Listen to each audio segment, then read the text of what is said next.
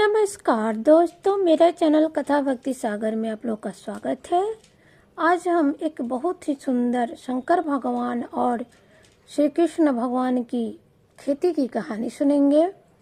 एक बार गौरा माता ने भोले बाबा से कहा कि पहले हम लोग तो 2 जन थे, किसी तरह गुजारा हो जाता था। अब हमारे 2 बच्चे हुए, तो जाइए कहीं किसी का खेत वगैरह लेके खेती वगैरह कीजिए।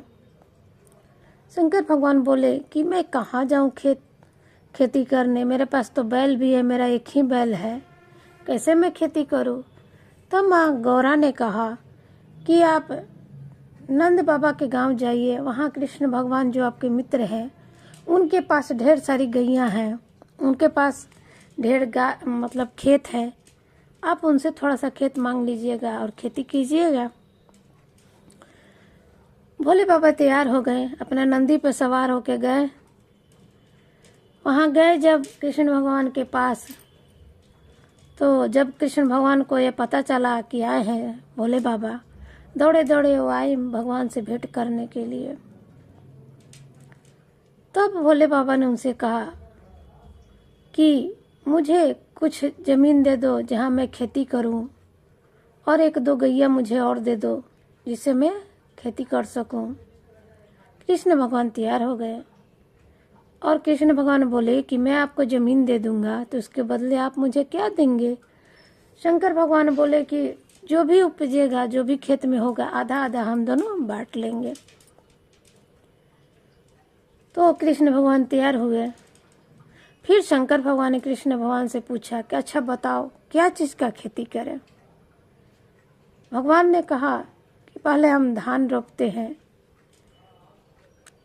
कृष्ण भगवान तो छलिया थे ही, वो बोले ऊपर का मैं ले लूँगा, जो भी फसल होगा ऊपर का मैं ले लूँगा, नीचे का तुम ले लेना।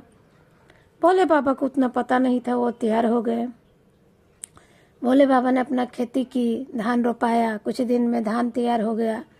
जब काटने का समय आया तो कृष्ण भगवान आए और बोले कि तब मैं ऊपर का ले लेता हूँ फसल। उन्होंने सारा धान काट लिया ऊपर का, और नीचे का जो डंठल था वो भोले बाबा अपना बसा बैल पर लाद के गए गौरा माता के पास। गौरा माता ने सिर पकड़ लिया, बोले आप तो अनाड़ी के ही अनाड़ी रह गए, आपको तो कृष्ण छलिया थे, आपको छल लिए, ये सारा आपको डंठल आ गया है, ये क्या होगा, आपका बैल खा सकता है, हमारे काम का तो कोई चीज़ नहीं है। जाइए दोबारा खेती कीजिएगा और बोलिएगा कि इस बार ऊपर का वो लेंगे और आप लीजिएगा नीचे का, मतलब ऊपर आप लीजिएगा, गलती हो गया, ऊपर आप लीजिएगा, नीचे आप कृष्ण भगवान को दीजिएगा, जो भी फल बोआएगा। दोबारा गए कृष्ण भगवान के पास, अपना राय मशवरा हुआ। कृष्ण भगवान बोले इस बार हम सरकंद बोएंगे, आप ऊपर का ले जाइएगा, हम नीचे के ले जाएंगे।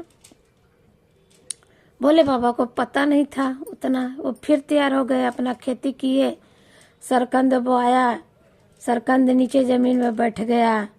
जब कोड़ने का समय आया, आके कृष्ण भगवान सरकंद कोड़ के ले गए और डंठल भोले बाबा को दे दिए।